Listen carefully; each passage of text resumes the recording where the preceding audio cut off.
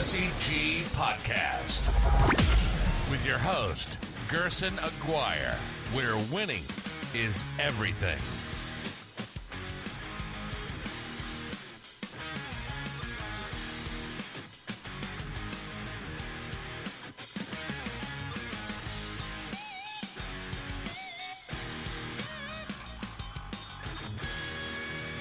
Hi everyone and welcome to the Fantasy G Podcast.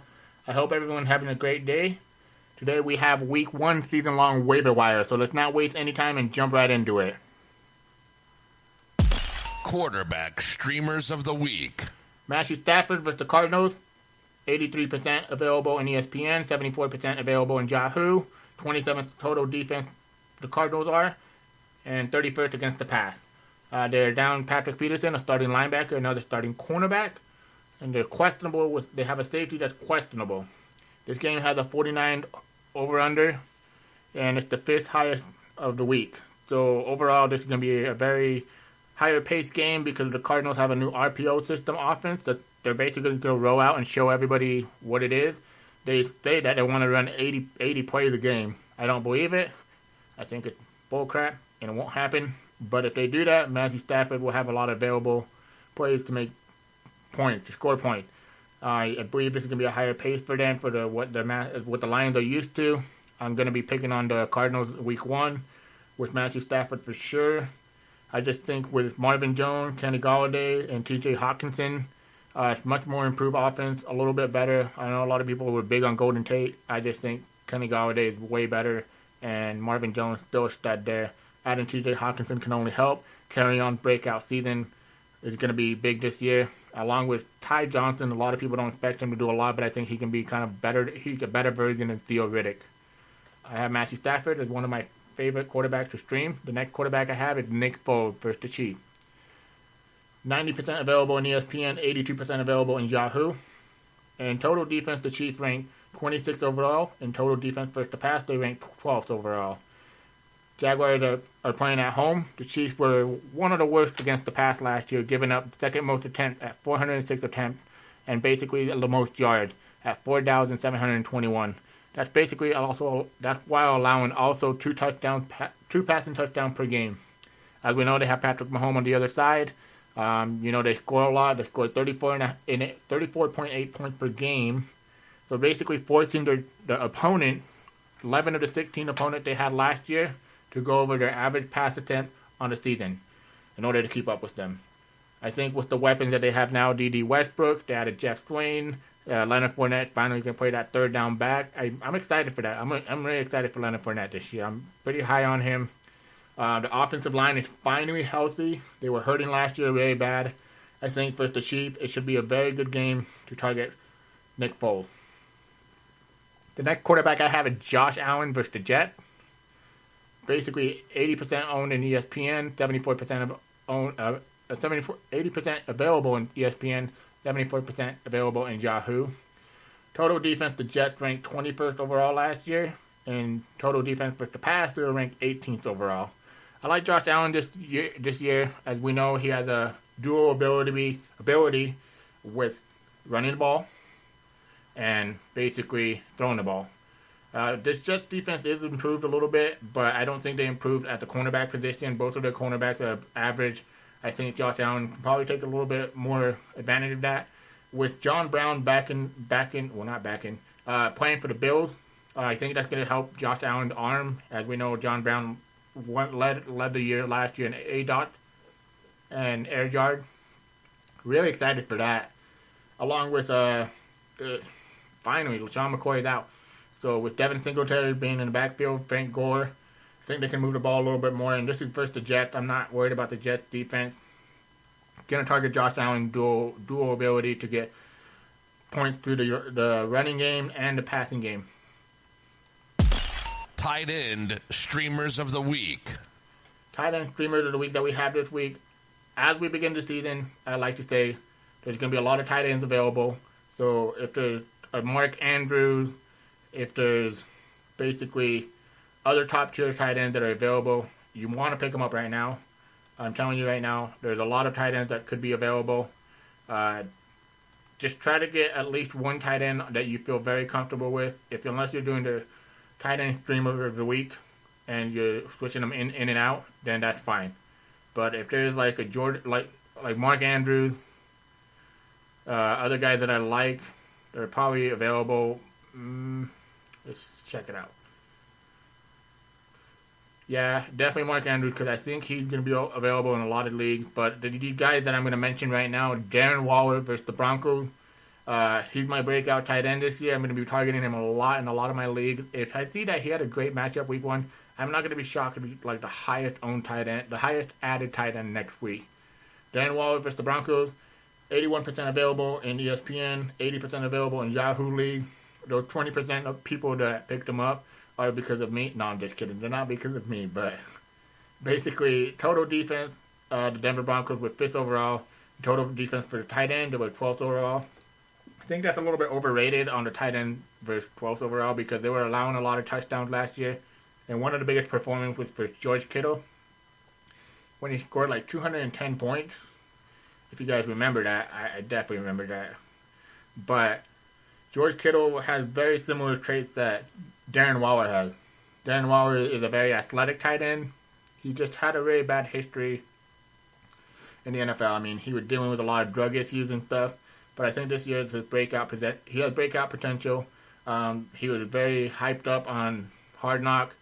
John Gruden, there was a reason why he wanted him. He said that he fits the mold that he likes in tight end. He can block. He can catch balls. And these days, you need an athletic tight end basically to get a potential upside winning league tight end. I think Darren Waller can be that guy. He's one of my favorite waiver streamers this week. The next tight end I have is Jeff Swaim. Played for the Jacksonville Jaguars, first the Chiefs. He's basically available 100% in Yahoo and 99.3 availability in ESPN. Chiefs defense, total defense is 26th overall. 25th against the tight end overall, total defense. Nick Foles is basically one of the most happiest, friendly tight ends. He loves throwing the tight end. Every single time he plays, his tight ends and basically reps, they have the 5th highest target overall, top 5 target against tight end. He's in a high scoring game, high pace. They have no fullback, so that tells me that Jeff Swain can get a lot of reps and repetition. So I'm excited for that.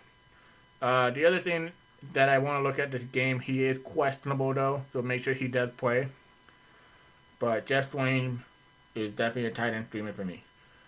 The next tight end I have is Noah Fant for the Denver Broncos versus the Raiders. 85% available in Yahoo, 90% available in ESPN. Total defense, they were 30th overall. Total defense for tight end, 32nd overall. Fant's matchup is incredible. We used to have a running joke where we used to say, who are the Raiders playing? All right, play the tight end. Oakland struggled really bad last year. So basically allowing 14 points per reception to that tight end position. If you can get 14 points out of your tight end every week, you should be excited. I know I would love to have at least 10 points every week. You're not always going to get them, but if you can get 14, almost to 15 points, that's awesome. So I'm definitely going to... I'm a little nervous that he's a rookie, though. Usually rookies don't really start out, but when you have Joe Flacco with no, really good solid weapons on the outside, I mean, you have Emmanuel Sanders and Courtland Sutton. I don't really like Courtland Sutton. I don't think he's a great wide receiver, but I like Manny. But Fant is just a crazy freak athletic tight end. He's one of those pass catchers that basically, he kind of reminds me a lot of Jordan Reed without the concussion, of course. Yeah, just be cautious because rookie tight ends don't usually go in, but I have confidence versus the Raiders. If he can get me points there, I'll be excited. I'll be ecstatic. The next tight end I'm going to name, Will Disley versus the Bengals. 97% available in Yahoo, 97% in ESPN. Seattle Seahawks total defense, 28th overall. Seattle Seahawks total defense for the tight end, 16th overall. While I'm not really excited about this one, I think he should be mentioned because Will Disley last year, before he got hurt and got placed on IR, he was on a tear. He was basically a top 10 tight end. He was the pickup of the week. Everybody wanted him. He had a torn patella tendon, but I think he's fine this week. Seattle Seahawks are going to be playing at home. Bengals are traveling across country. I always, like I said earlier on, cross country trips are very, very. They wear down players. They're human beings. They do a cross country trip all the way across. They're going to be tired. I'm targeting Disley, but if he doesn't, I just don't get it. Like he's gonna get targeted. They only got DK Metcalf on the outside, and then they got what's his name, Tyler Lockett on the slot, and then they got Jerron Brown, who they re-signed after releasing him. But I like Disley this week for streaming against the Bengals.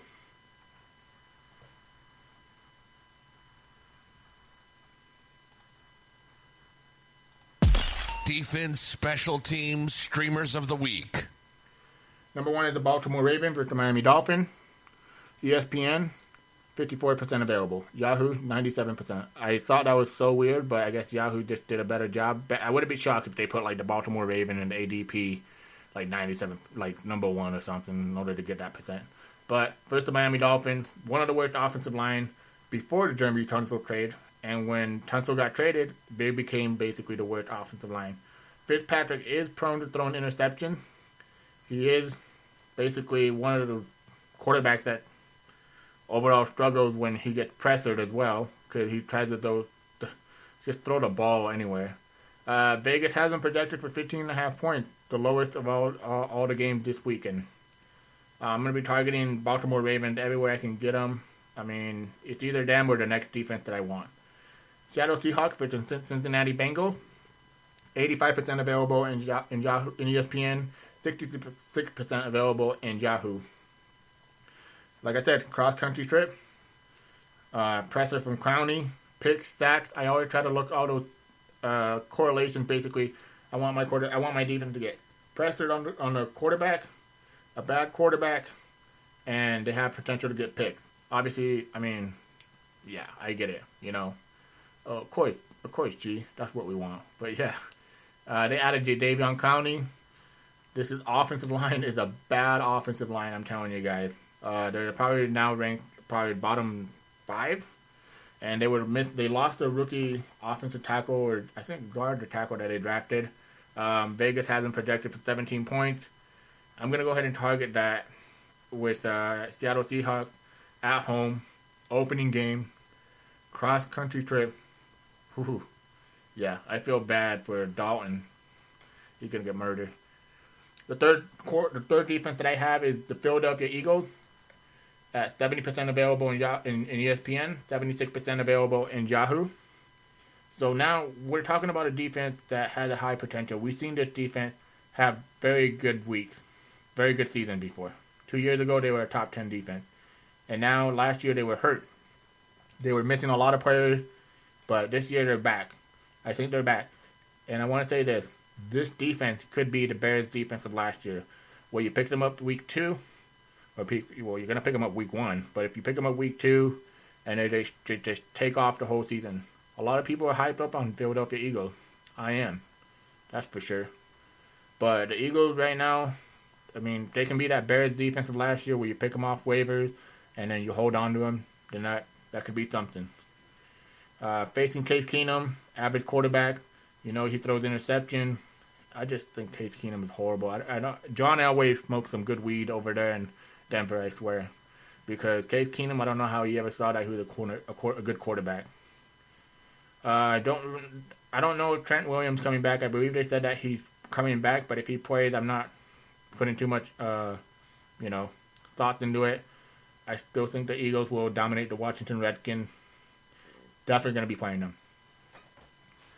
The next team I have is the Dallas Cowboys defense.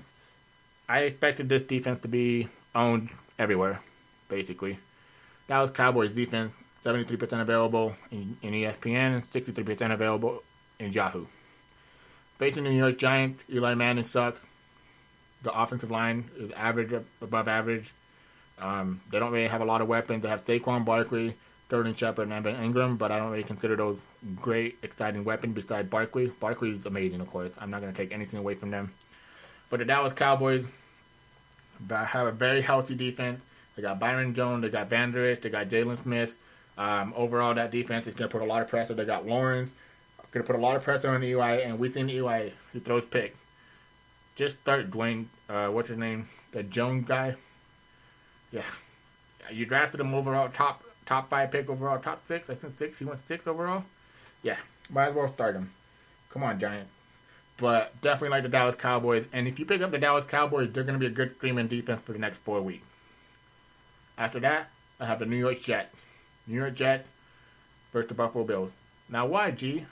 Why? Because you said Josh Allen. Okay, Josh Allen can throw an interception. You guys got to remember, Josh Allen, he was very inaccurate last year. He's very inaccurate in the preseason. Now, ESPN, they're available in 86% of the league. And Yahoo, they're available in 85% of the league. Now, I want to target New York Jets because basically their front 7 is strong. They drafted a defensive end, and they just put more pressure on them. While the cornerback could struggle in this game, I believe their front 7 will put enough pressure on Josh Allen to force a couple fumbles, maybe some interceptions, and put some pressure on him. That's all I'm hoping for. The New York Jets should be available in a lot of your leagues, so check on them. Now, I don't have kickers.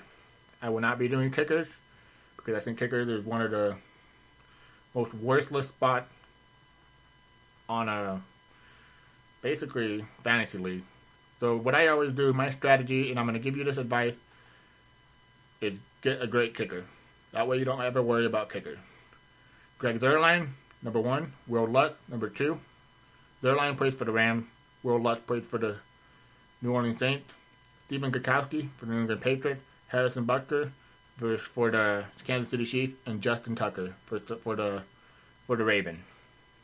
Now, as I say, don't trade for these kickers straight up. Just try to make a trade or, have them, if you get trade available and they have those kickers, then try to get them in there as like a throw-in. That's what I do in a lot of my leagues. I try to get them in there as throw-in, but don't pay for them, obviously. If not, just go over to your waiver wire, see who the top projected kicker is, and add them. I mean, always make sure that your kicker is either A, kicking indoors, B, high-scoring offense, C, opportunity to kick field goals. You can find matchups everywhere. But overall, try to get those top 5 kickers. That's what I always do when I draft my team. I get a top 5 kicker. But with that being said, guys, I want to say where you can find me. You can find me at the DFS Roundtable Fantasy G Podcast Facebook group. You can find me on Twitch at the Fantasy G Podcast. You can find me at YouTube at the Fantasy G Podcast channel. And you can find me at Twitter at the Fantasy G Pod. Give me an ad on all that, and we'll keep in touch. I really want to thank all you guys for dropping by and listening to this, and I hope we can make you guys a winner in your season-long. You got to make the championship, right? Make the championship and get that belt, get that trophy, get that win. When people ask you where you're getting advice from, don't tell them. But this is your secret weapon. I'm going to give you guys a lot of great advice this season. Let's go ahead and make it to the championship and get that win. Because that's what it's all about, right? Everything is just to win. That's what everybody wants. One of the other things I want to mention, all the advice I give you, you can take it, but remember, be smart. I will give you trade advice. I will give you ads and drop. I will give you waiver wires. I will give you, breaking news. So add that Facebook group, add my Twitter, and sometimes I'll drop good information for you. With that being said, guys, I hope everybody has a good week. Go ahead and go make those waiver wire moves, and let's win, baby. Because winning is everything.